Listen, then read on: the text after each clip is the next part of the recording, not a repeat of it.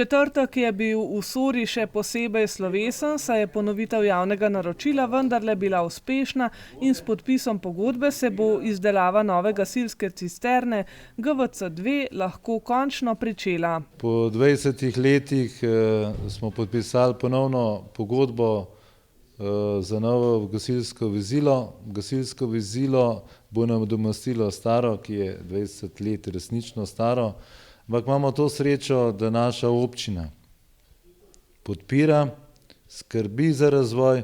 Vsi vemo, da se je svet v 20 letih zelo spremenil, da je veliko novih potreb, drugačnega življenja in tudi sama tehnika oziroma posredovanja gasilcev so se v tem obdobju zelo spremenila. Do prihoda novega vozila bo obstoječa cisterna še vedno aktivna, kljub temu, da je 20 let za vsako vozilo kar dolga doba, kaj šele za delovno vozilo, ki je pomagalo pri toliko različnih intervencijah v vseh teh letih. To vozilo je sigurno še uporabno in nam še vedno služi in bo služilo, dokler ne dobimo novega.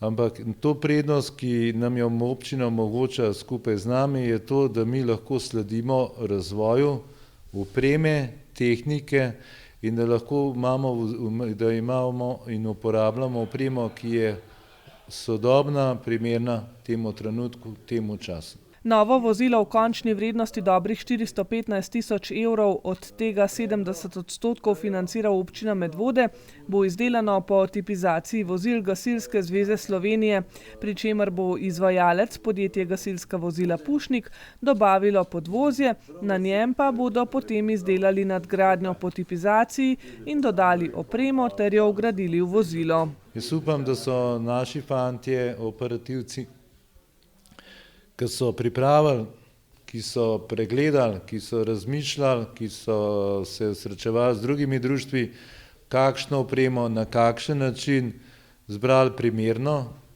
kvalitetno in primerno predvsem za nas požarni okoliš in tisto, kar je tudi povezuje nas vse gasilce za našo občino, za naše okolje, da bo resnično lahko novo vozilo, ko bo prispelo primerno, ne samo za nas, ampak za vse občane občine Medvode. Pri pripravi javnega naročila so morali upoštevati tudi spremenjene potrebe, ki jih narekujejo današnji časi, da bo torej novo vozilo imelo vse, kar gasilci pri svojih intervencijah potrebujejo. Dejansko so se intervencije iz teh požarov pa podobnih zadev zelo spremenile in so postale zelo tehnične.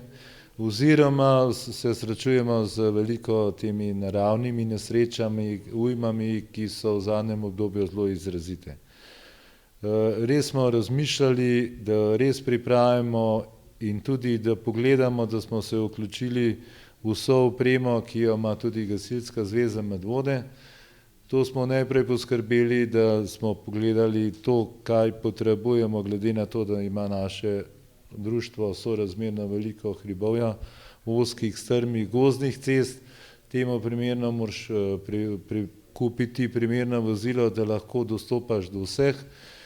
Druga zadeva, vemo, da še zmeraj vozimo veliko pitne vode, predvsem na zaselka Belo in pa Katarino. Nova cisterna bo lahko prevažala večje količine vode kot dosedanja. Opremo novega vozila, ki bo prvo izvozilo na intervencije, pa bodo prilagodili tudi za potrebe intervencij pri morebitnih nesrečah v industriji, saj je v požarnem okolišu sorških gasilcev nekaj večjih podjetij, med njimi Brinox, Papirnica Goričane in Purflux Filtration.